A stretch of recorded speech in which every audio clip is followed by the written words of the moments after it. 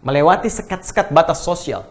Apakah kaya, apakah cukup, ya, apakah tua ataukah muda, seperti tadi lelaki kah, perempuan kah, semua terbuka. Ini menunjukkan bahwa dengan sifat kasih Allah Subhanahu wa taala semua dibuka oleh Allah. Ya, seakan Allah ingin mengatakan, aku buka peluang takwa untuk semua hambaku. Ayo, sehingga kita tidak punya alasan untuk mengatakan, ya Allah saya nggak punya kesempatan. Bukan, kata Allah, saya berikan kesempatannya. Kenapa engkau tidak mengambilnya? Ya, jadi di awal mula deklarasi yang Allah sampaikan lewat firman-Nya ini, kata Allah, jika Anda ingin bahagia, jika Anda ingin tenang, jika ingin mudah rezekinya, jika ingin dapatkan solusi dari setiap persoalan, jadi orang takwa, dapatkan petunjuk dalam Quran. Anda bertanya bagaimana caranya menjadi orang takwa, ya Allah? Kata Allah, semua saya buka kesempatannya bisa jadi orang takwa. Alladzina. Ya. Kemudian telah kita uraikan di pertemuan yang lalu, siapa orang-orang ini yang berusaha menjadi bagian dari orang takwa, maka dia menempuh, kata Al-Quran, tahap yang pertama, alladzina yu'minuna bil ghaib. Saya mohon izin detilkan untuk dituliskan kembali apa yang telah coba kita uraikan ya di pertemuan yang lalu. Saya tulis di sini. Ya, yu'minuna bil ghaib.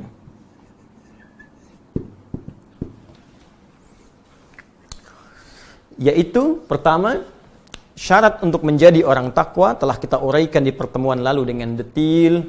Yang pertama, yu'minun, dia mesti yakin tanpa ragu.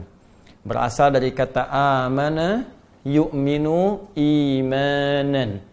Ya, amana, yu'minu imanan. Sedangkan kata amana berakar dari kata amina, berarti aman. Di pertemuan lalu saya telah sampaikan dan telah kita bahas bersama, jika ada sebuah kata mengalami derivasi hibrida, baik tambahan dengan satu huruf kah, 2 huruf kah, 3 huruf kah, ataukah menggunakan tadwaif dengan tasydid di atasnya, maka konteks terjemahan ayat ini atau kalimat dimaksud tidak akan terlepas dari akar katanya.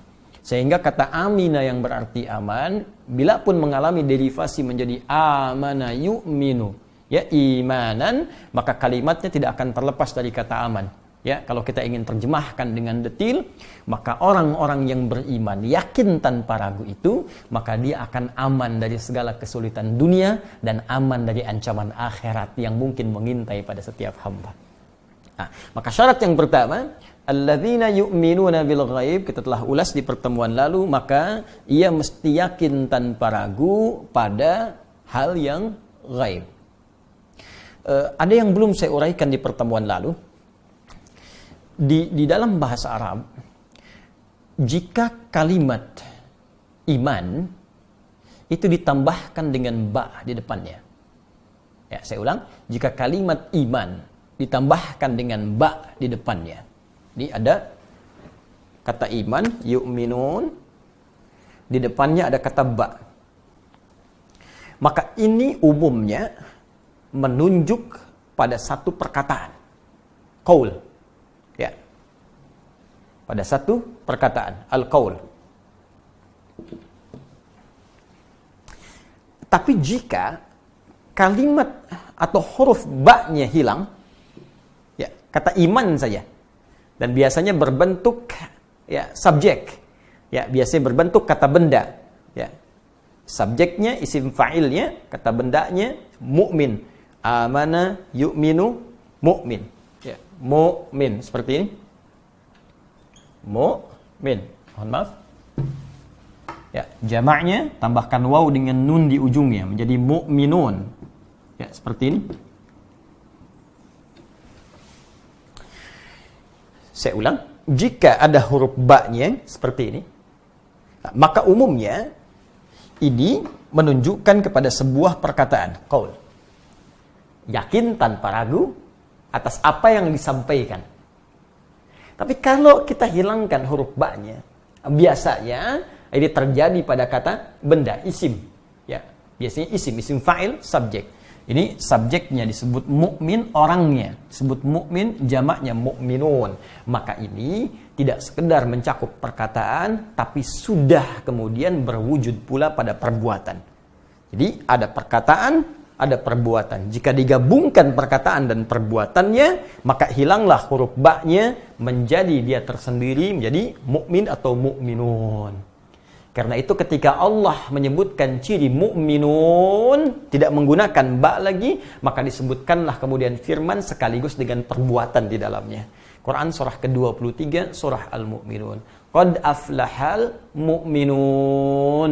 Orang-orang yang telah beriman pasti akan mendapatkan kebahagiaan dalam hidupnya dan kesuksesan dalam perjalanan aktivitasnya. Siapa mereka? Langsung disebutkan perbuatannya. Bi-nya hilang, perbuatannya langsung disebutkan. Alladzina hum fi salatihim khashi'un, dan seterusnya ayat sampai dia mendapatkan warisan surga Firdaus. Nah, apa pentingnya pembahasan huruf ba di sini? Jika kita mengaji ilmu nahwu, salah satu alat dalam bahasa Arab, jadi ada nahwu dasar utama, kemudian sharaf, ya, kemudian ada balaghah dengan 3 cabang ilmu lagi, ma'ani, bayan, badi', kemudian ada arud, ya, dengan 16 bahrnya, cabangnya. Nah, di ilmu nahwu nanti ada pembahasan tentang spesifik huruf, ya, yang memperdalam. Ada namanya Ibnu Hisham, ya, Ibnu Hisham Al-Ansari, dia punya kitab Mughnil Labib an Kutubil A'arib. Ya, kitab Mughnil Labib an Kutubil A'arib. Beliau menguraikan setiap makna huruf dari A sampai dengan Ya. Nah, huruf ba ini dia punya 14 makna. Ya, ba setidaknya punya 14 makna.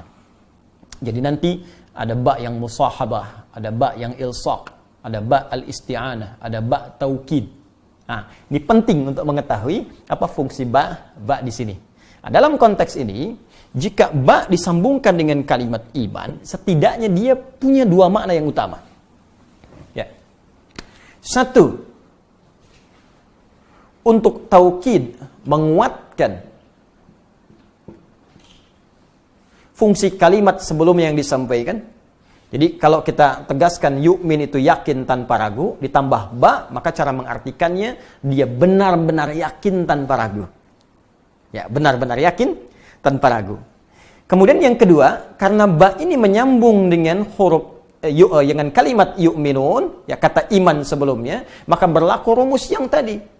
Ya, maka huruf atau kalimat informasi setelah ba ini menunjukkan segala yang disampaikan atau dalam bahasa Arab disebut dengan qaul. Kalau kita kembalikan kepada Al-Quran, maka al-ghaib di sini artinya semua yang disampaikan dalam Al-Quran, walaupun yang disampaikan itu belum tentu kita ketahui sebelumnya. Ya, misal dalam Al-Quran disampaikan informasi tentang Allah. Qul huwallahu ahad, Allahus samad, lam yalid wa lam yulad, wa lam yakul lahu kufuwan ahad. Allahu la ilaha illa huwal hayyul qayyum. Ghaib sifatnya. Ya, ghaib sifatnya.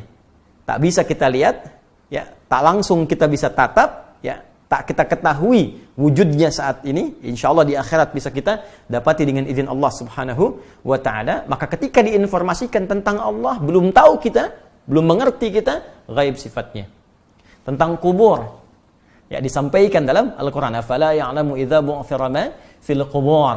Tentang surga, wabashshiril ladzina amanu wa 'amilus solihati anna lahum jannatin tajri min tahtihal anhar. Tentang neraka, ulaika ashabun nari hum fiha khalidun. Tentang malaikat, ya, tentang nabi-nabi sebelum kita. Jadi semua perkara-perkara yang disebutkan dalam Al-Quran yang belum kita ketahui sebelumnya, yang belum nampak pada kita, ya, itu masuk dalam kategori apa? Ghaib. Ya. Ahli tafsir sebagian ada yang mengatakan ayat ini diturunkan oleh Allah Subhanahu wa taala untuk memberikan informasi kepada 2 golongan utama, yaitu orang-orang Islam yang baru kemudian masuk Islam, yang diminta untuk yakin penuh pada keterangan Al-Quran. Kemudian yang kedua, golongan-golongan ahli kitab ya yang telah mendapatkan informasi-informasi tentang Nabi sallallahu alaihi wasallam yang diminta oleh Allah untuk yakin pada apa yang disampaikan pada Nabi sallallahu alaihi wasallam berupa informasi gaib yang ada dalam Al-Qur'an. Jadi ketika mereka menerima Al-Qur'an, bukankah sebelumnya mereka tidak tahu informasinya? Tidak mengerti apa yang disampaikan? Ya, belum paham tentang apa yang akan disampaikan kepada mereka, maka itu yang disebut dengan ghaib.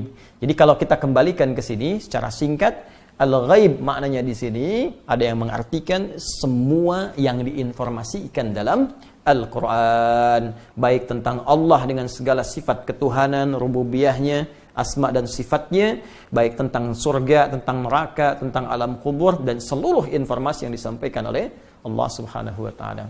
Secara singkat, kalau ingin mudah kita pahami, maka ciri orang takwa, dia yakin tanpa ragu terhadap seluruh yang disampaikan dalam Al-Qur'anil Karim.